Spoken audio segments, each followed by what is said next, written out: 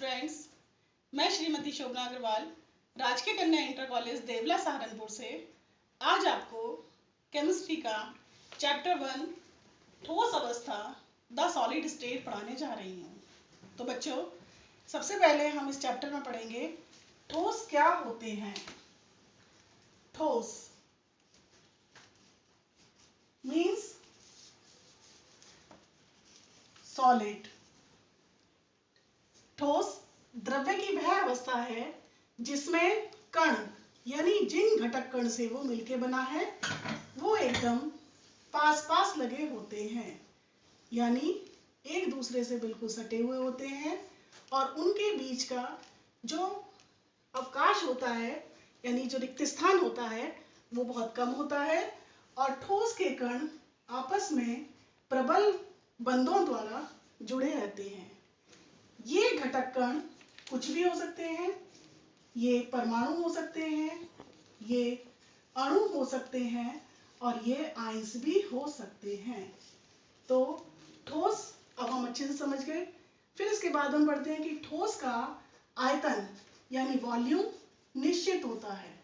ठोस की शेप निश्चित होती है। क्यों?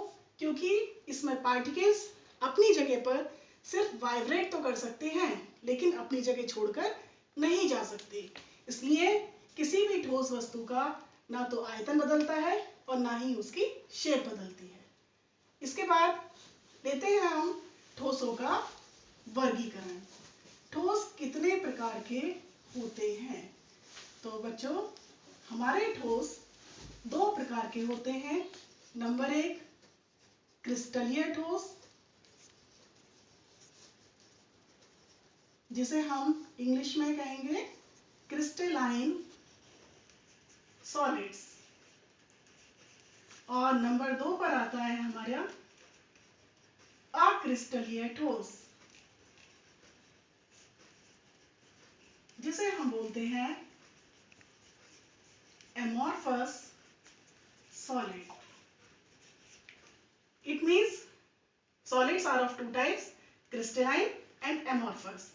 अब हम क्रिस्टलाइन ठोस क्या होते हैं, एमॉर्फस ठोस क्या होते हैं, इसके विषय में पढ़ेंगे।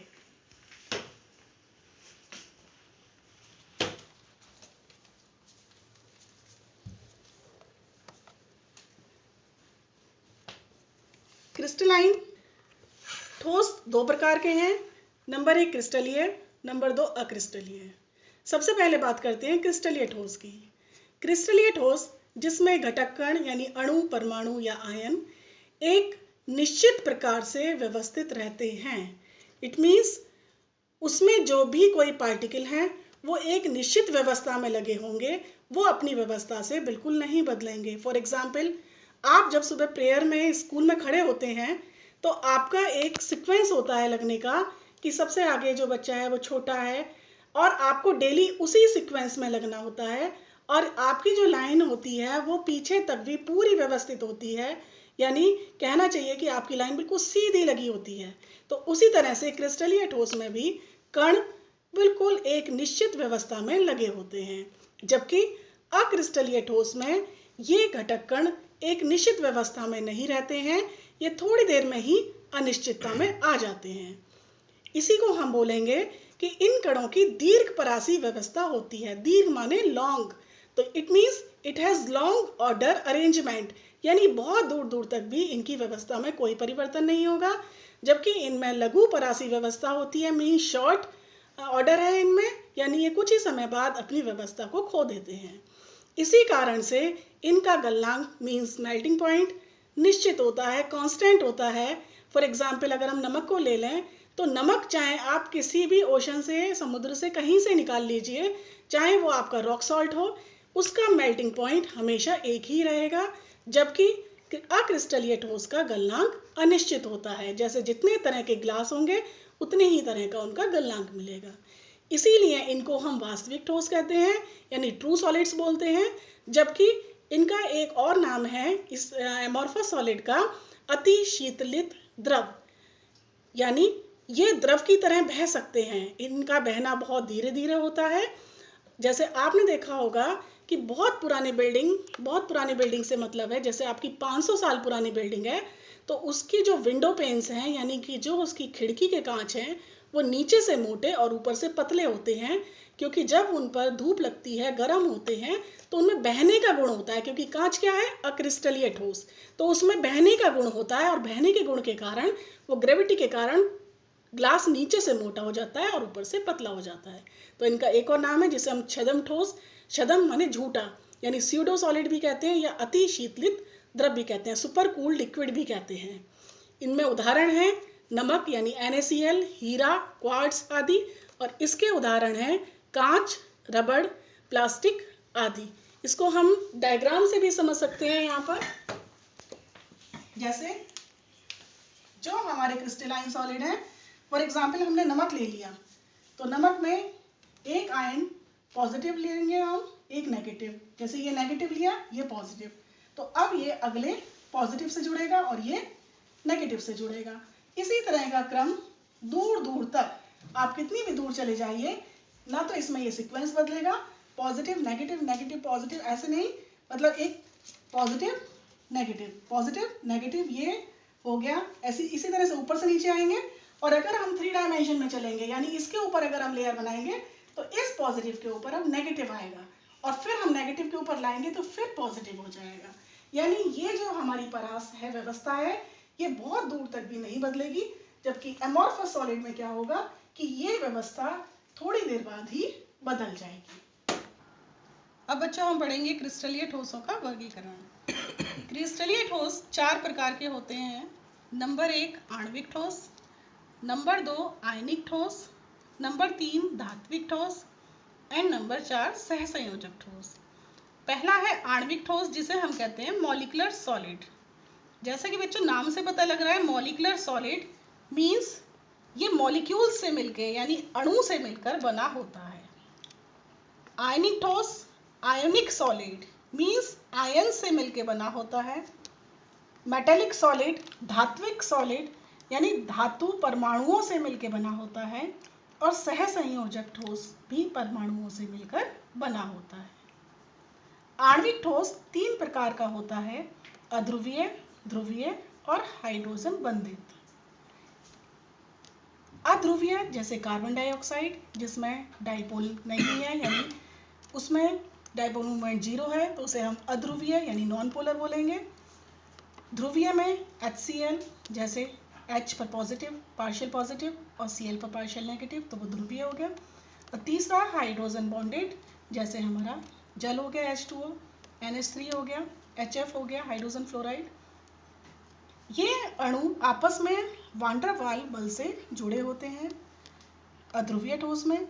ध्रुवीय ठोस में ये डाइपोल फोर्स से जुड़े होते हैं, और हाइड्रोजन बंधित में ये हाइड्रोजन बॉन्ड से जुड़े होते हैं। आयनिक ठोस जो आयन से मिलकर बना होता है, उसमें प्रबल विद्युत स्थैतिक बल होते हैं। फॉर एग्जाम्पल आयनिक ठोस में जैसे NaCl हो गया, sodium chloride, magnesium oxide, zinc sulphide, calcium fluoride, बहुत सारे एग्जाम्पल हैं। फिर आता है तीसरे नंबर पर मेटेलिक सॉलिड। मेटेलिक सॉलिड जो होता है वो, जैसे हम लेते हैं कोई भी धातु, फॉर एग्जाम्पल गोल्ड ले सकते हो, सिल्वर, कॉपर, कोई भी धातु, तो वो धात्विक बलों से जुड़े रहते हैं। और सहसंयोजक ठोस में आप diamond, graphite, silicon carbide, silicon dioxide, ये सब सहसंयोजक बंध से जुड़े होते हैं। अब मैं आपको बोर्ड पर दिखाती हूँ कि किस तरह से इनमें बॉन्डिंग होती है। सबसे पहला आणविक ठोस, जिसमें घटक कण मॉलिक्यूल्स होते हैं, जिसे हम मॉलिक्यूलर सॉलिड भी कहते हैं। इसमें ये मॉलिक्यूल्स, फॉर एग्जाम्पल सबसे पहले मैं कार्बन डाइऑक्साइड का लेती हूँ अणु, तो ये कार्बन डाइऑक्साइड एक अणु हो गया, फिर ये कार्बन डाइऑक्साइड का दूसरा अणु हो गया। ये इस तरह से अणु आपस में लगे रहते हैं 3 डायमेंशन में। तो ये आपस में वीक वान डेर वाल फोर्स या लंदन डिस्पर्जन फोर्स से जुड़े होते हैं। ये फर्स्ट टाइप हो गया। तो सेकेंड टाइप में पोलर आता है। पोलर जैसे मैंने HCl ले लिया, जिस पर पॉजिटिव पार्शियल नेगेटिव, फिर ये दूसरे अणु से जुड़ गया। तो इस तरह जो ये बॉन्ड होता है, इसे हम बोलते हैं डाइपोल। ये डाइपोल बन गया, ये भी डाइपोल बन गया, तो डाइपोल फोर्स। तीसरे नंबर पर जैसे हमारा जल का अणु है H2O, ये दूसरा जल का अणु है, तो ये हमारा हाइड्रोजन बॉन्ड हो गया। तो इस तरीके से आणविक ठोस अणु से मिलकर बने होते हैं। और इनमें मैंने आपको फोर्स का प्रकार भी बता दिया, टाइप भी बता दिया।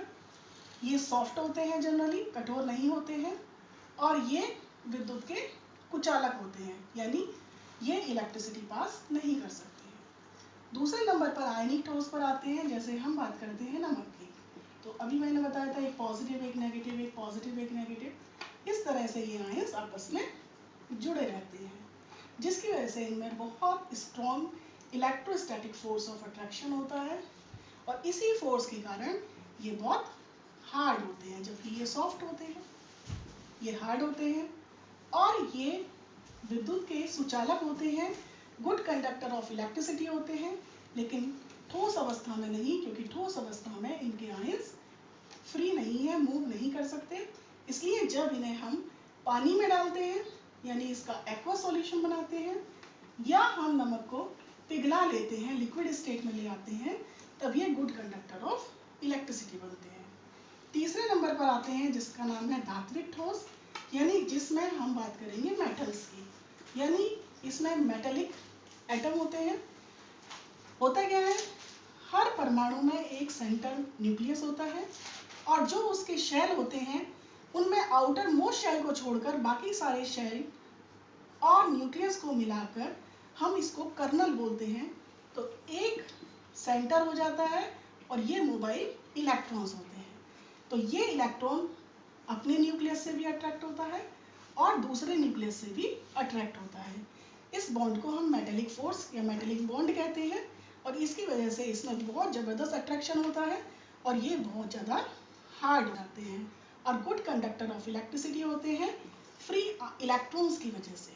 ये आयंस की वजह से गुड कंडक्टर थे, ये इलेक्ट्रॉन्स की वजह से गुड कंडक्टर होते हैं। इसमें एग्जाम्पल में कॉपर, सिल्वर, गोल्ड, जितने भी हमारे मेटल हैं हम सब ले सकते हैं। लास्ट में आते हैं हम सहसंयोजक ठोस पर। सहसंयोजक माने जिसमें सहसंयोजी यानी कोवलेंट बॉन्डिंग होती है। फॉर एग्जाम्पल हम डायमंड की बात करते हैं, the formula of diamond is C, यानी कार्बन। डायमंड पूरा कार्बन से मिलकर बना होता है, जिसमें एक कार्बन 4 कार्बन एटम से जुड़ा होता है, फिर अगला कार्बन फिर दोबारा से 4 से जुड़ा होता है, फिर ये अगला फिर 4 से जुड़ा होता है। तो इस तरह से 3 डायमेंशनल बहुत ही घना डेंस एक क्रिस्टल तैयार हो जाता है, जिसमें आपस में कोवलेंट बॉन्डिंग होती है, और इतनी जबरदस्त इसमें सॉलिडिटी आ जाती है कि सबसे ज़्यादा दुनिया में सबसे ज़्यादा ठोस, सबसे ज़्यादा कठोर और सबसे ज़्यादा मेल्टिंग पॉइंट डायमंड का होता है। और हम इसीलिए डायमंड को काट भी नहीं सकते, डायमंड कट्स डायमंड। ये डायमंड है। इसी तरह से ग्रेफाइट होता है, जिसमें ऐसे करके हेक्सागोनल रिंग्स बनती हैं कार्बन की। ये सब सहसंयोजक ठोस में आते हैं। सिलिकॉन कार्बाइड है, सिलिकॉन डाइऑक्साइड है, इन सब में सहसंयोजक बॉन्डिंग ही होती है, और इसी वजह से ये सभी बहुत ज़्यादा हार्ड हो जाते हैं, और इनमें ना कोई फ्री इलेक्ट्रॉन होता है, ना इनमें कोई आयन होता है। इसलिए ये सारे के सारे बैड कंडक्टर ऑफ इलेक्ट्रिसिटी होते हैं, एक्सेप्ट ग्रेफाइट, क्योंकि ग्रेफाइट में एक इलेक्ट्रॉन फ्री होता है, जिसकी वजह से graphite is a good conductor of electricity. तो बच्चों, मैंने तुम्हें इस तरीके से ये सारा क्रिस्टलीय ठोसों का वर्गीकरण समझाया। उम्मीद है आपको ये समझ में आएगा। अब मैं आपको अगले टॉपिक पर ले चलती हूँ।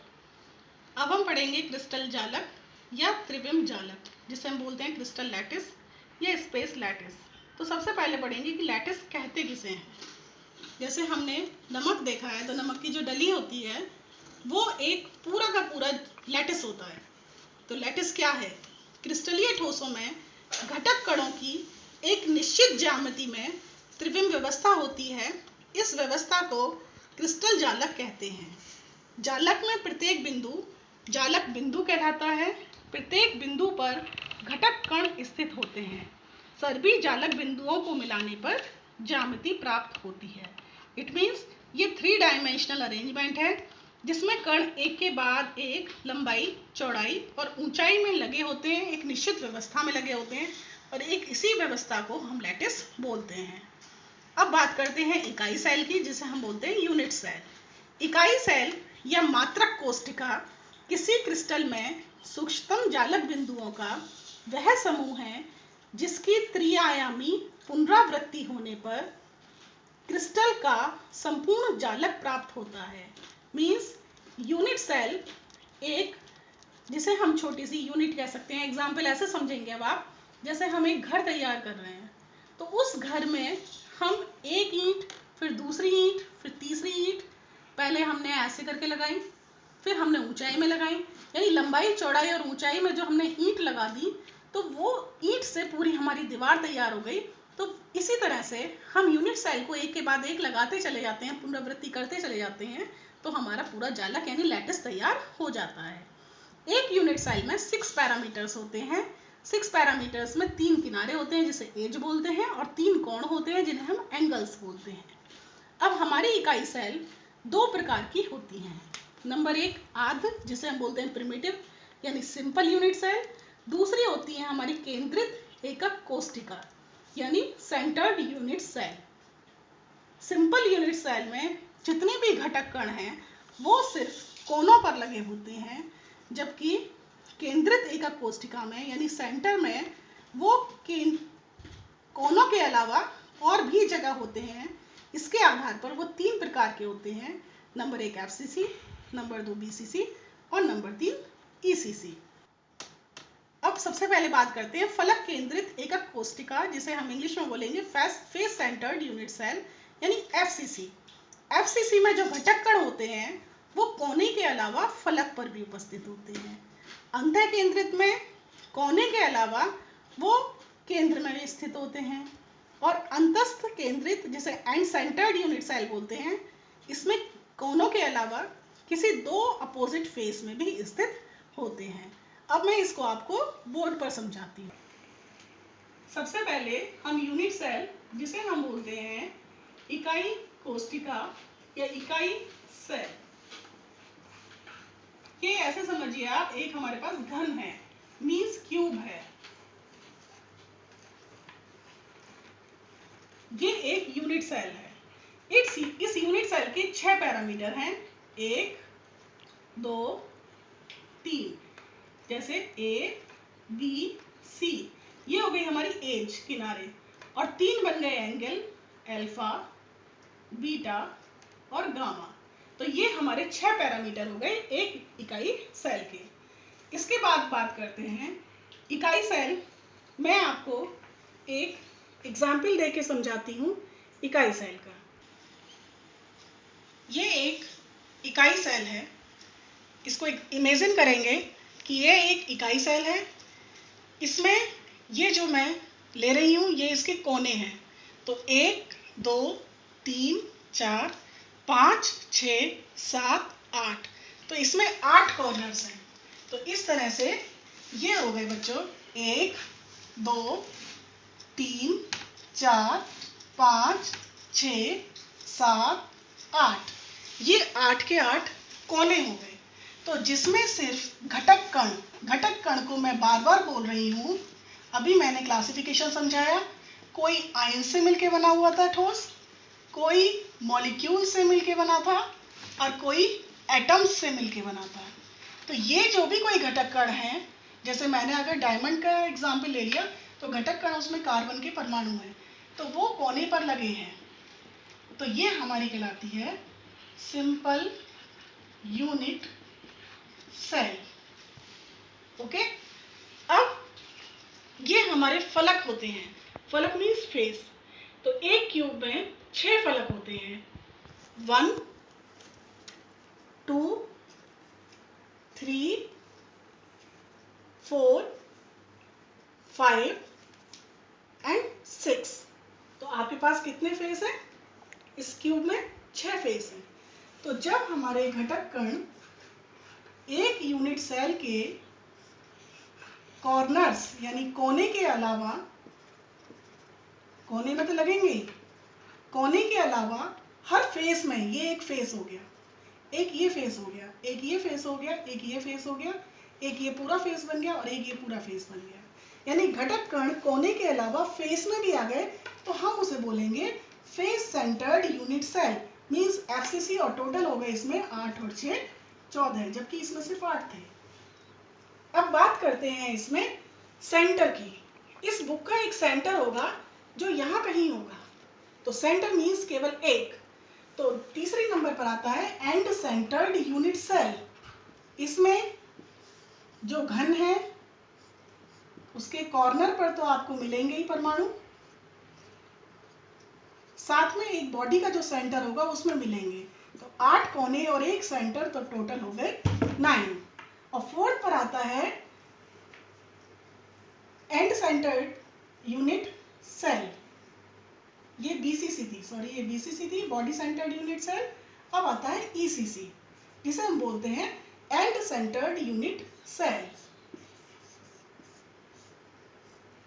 इसमें एंड सेंटर्ड में 8 कॉर्नर्स होते हैं और आप कोई भी 2 अपोजिट फेस ले लीजिए, यानी इसका अपोजिट ये, यानी या तो ये 2 फेस ले लीजिए, या ये दोनों फेस ले लीजिए, या ये दोनों फेस ले लीजिए। फॉर एग्जाम्पल हमने ऊपर और ये नीचे वाला फेस लिया, तो इसमें हो जाते हैं 8 + 2 = 10। स्टार्ट। तो बच्चों, ये हमने एक यूनिट सेल माना है। सपोज करिए ये एक क्यूब है, ये एक यानी यूनिट सेल है। तो अभी मैंने आपको बताया कि इसमें कितने कॉर्नर्स हैं। तो इसमें कॉर्नर्स कितने बताए थे मैंने अभी आपको? 8। फेस कितने बताए थे मैंने इसमें? 6। बॉडी सेंटर कितना बताया था मैंने आपको? 1। और अब मैं तुम्हें बताने जा रही हूँ बच्चों एज। एज माने किनारे।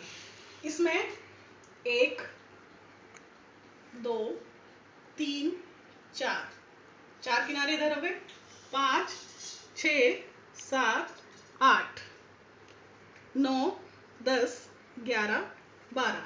तो इसमें टोटल किनारों की संख्या होती है 12।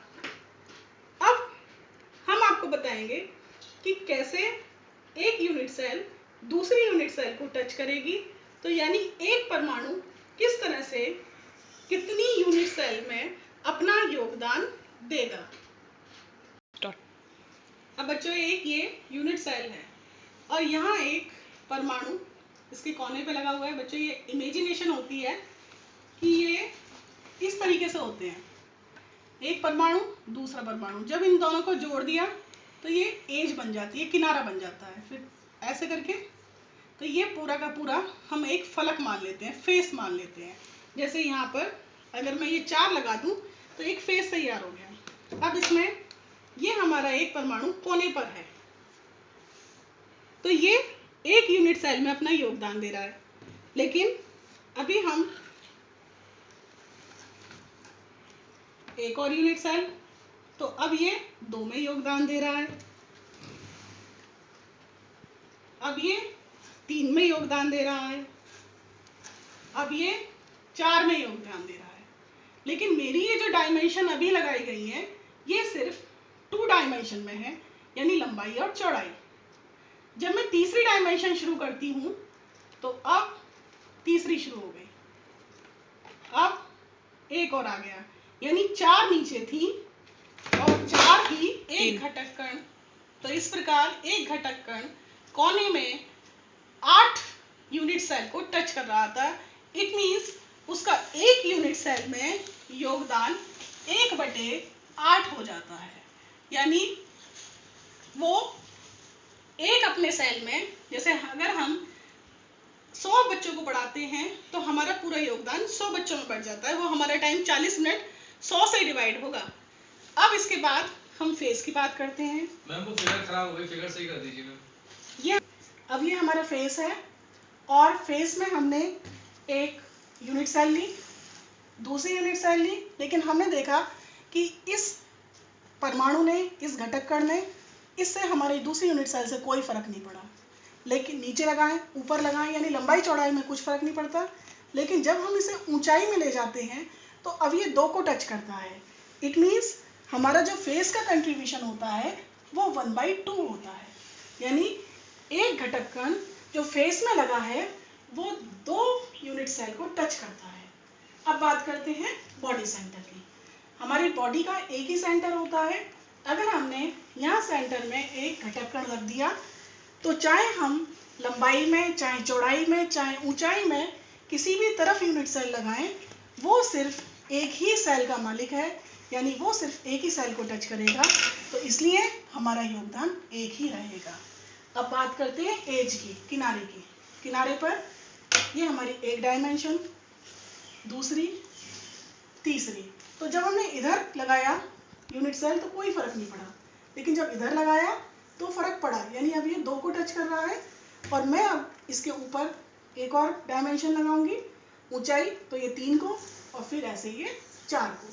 यानी कुल मिलाकर एज पर जो कंट्रीब्यूशन आता है वो आता है 1/4।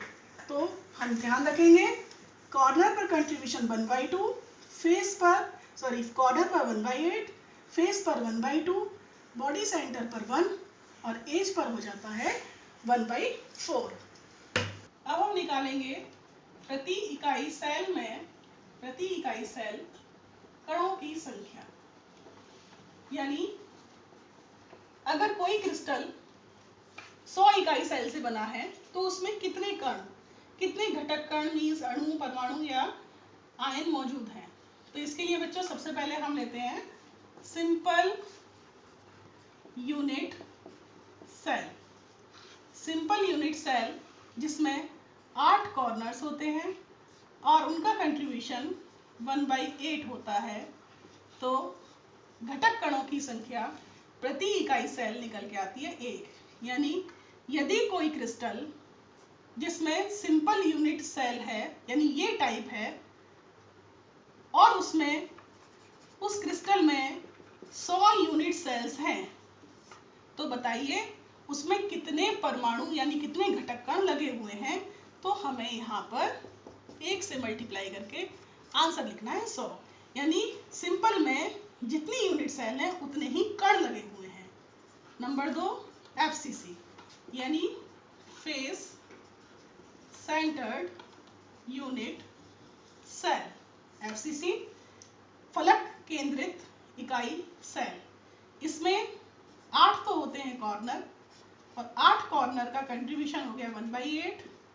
6 होते हैं फेस और अभी बताया था मैंने फेस का कंट्रीब्यूशन होता है 1/2। तो ये हो गया 1 और ये हो गया 3। 1 + 3 = 4। नंबर 3 BCC यानी बॉडी सेंटर्ड यूनिट सेल, जिसे हम BCC बोलते हैं। इसमें 8 तो हो गए कॉर्नर, एक होता है इसमें बॉडी सेंटर जिसका कंट्रीब्यूशन 1, तो ये 1 और ये भी 1, तो 1 + 1 = 2। तो हमारा निकल के आया 1, 4 और 2। यानी अगर किसी क्रिस्टल में FCC अरेंजमेंट है और वो 100 यूनिट सेल से बना है, तो उसका आंसर आएगा कि उसमें 400 पार्टिकल्स होंगे और यहाँ 200 पार्टिकल्स होंगे। तो बच्चों एक लर्निंग मेमोरी एड मैं तुम्हें दे रही हूँ। हम याद करेंगे 1 2 का 4, ऐसे याद करेंगे इसे 1 2 का 4, 1 2 का 4। 1 मीन्स सिंपल, यानी जो सिंपल है वो तो सबसे कम है ही। F फॉर FCC और F फॉर 4। तो ये हमें याद हो जाएगा कि FCC में 4 पार्टिकल्स होते हैं और 2 ये नेचुरली याद करना पड़ेगा BCC के लिए। तो इस फंडे से हम ये बहुत जल्दी याद कर लेंगे कि किस में कितने पार्टिकल्स हैं। और ये क्वेश्चन आपके बोर्ड का क्वेश्चन होता है कि बताइए फलक केंद्रित यूनिट सेल में प्रति सेल कितने परमाणु होते हैं। तो आपको एकदम याद आ जाएगा कि मैडम ने बताया था FCC F फॉर 4। अब बच्चों इसके बाद हम इस पर आधारित 1-2 न्यूमेरिकल करते हैं। बच्चों जैसे अभी मैंने बताया 1 2 का 4, 1 माने सिंपल, 2 माने BCC और 4 माने FCC। इसको आप दूसरे तरीके से भी याद कर सकते हैं। 1 माने सिंगल, सिंगल मीन्स एक, तो S for single, S for simple. दूसरा बताया 2, 2 माने BCC, तो B माने होता है बाई, बाई माने आप याद करते हैं 2, डाई या बाई जो भी बोल सकते हैं, तो हम बाई बोल रहे हैं यहाँ पर। तो बी माने BCC और बी माने 2। और नेक्स्ट है FCC, ये तो आपको याद ही हो गया था कि F फॉर 4। ठीक है, तो आपको तीनों याद हो गए होंगे, सिंपल, BCC और FCC। इन तंत्र में क्या परमाणुओं की संख्या होगी। अब मैं तुम्हें इसका क्वेश्चन बता रही हूँ। एक घनीय यौगिक दो तत्व A तथा B से मिलकर बना है, जिसमें A परमाणु घन के कोनों पर तथा B परमाणु सभी फलक के केंद्र पर स्थित हैं, तो यौगिक का सूत्र क्या होगा। तो बच्चों, इसका आंसर कैसे करेंगे हम। सबसे पहले जो भी कोई यौगिक जिन तत्वों से मिलकर बना है, हम उन तत्वों के सिंबल लिख लेंगे, A और B लिखिए। उसके बाद कौन कहाँ पर है ये ढूंढेंगे। घन के कोनों पर, कोने कितने होते हैं 8, और कंट्रीब्यूशन कितना होता है 1/8। आपको कंट्रीब्यूशन जरूर जरूर याद करना है। ये आ गया 1। बी कहाँ पर है, फलक पर। फलक कितने होते हैं 6, और फलक का कंट्रीब्यूशन होता है 1/2, तो ये आ गया 3। तो हमारा फॉर्मूला बन गया A1B3 और AB3, यानी हमारे यौगिक का सूत्र है AB3। बहुत अच्छे से समझ में आ गया होगा। इसी तरह से मैं दूसरा क्वेश्चन बता रही हूँ। एक घनीय यौगिक दो आयन P तथा Q से मिलकर बना है, जिसमें जो हमारा P आयन है वो घन के कोनों पर और Q आयन घन के केंद्र पर स्थित है। यौगिक का सूत्र क्या होगा। इस बार वो आयन से मिलकर बना है, तो एक पॉजिटिव मान लेते हैं और एक को नेगेटिव मान लेते हैं। ये हमारा कोने पर है, फिर से कोने है 8, कंट्रीब्यूशन है 1/8, और Q है हमारे घन के केंद्र पर। केंद्र मैंने आपको बताया था 1, और कंट्रीब्यूशन भी है 1, तो P 1 Q 1, यानी फॉर्मूला बन गया हमारा PQ। इसे हम ऐसे लिखते हैं। तो बच्चों, आज मैंने आपको यहाँ तक पूरा घनीय चालक और यूनिट सेल, 3 तरह की यूनिट सेल, उनसे संबंधित क्वेश्चंस कराए। उम्मीद है आपको समझ में आ गया होगा। तो आगे की वीडियो के लिए हम कल फिर हमारी मुलाकात होगी। Okay, bye.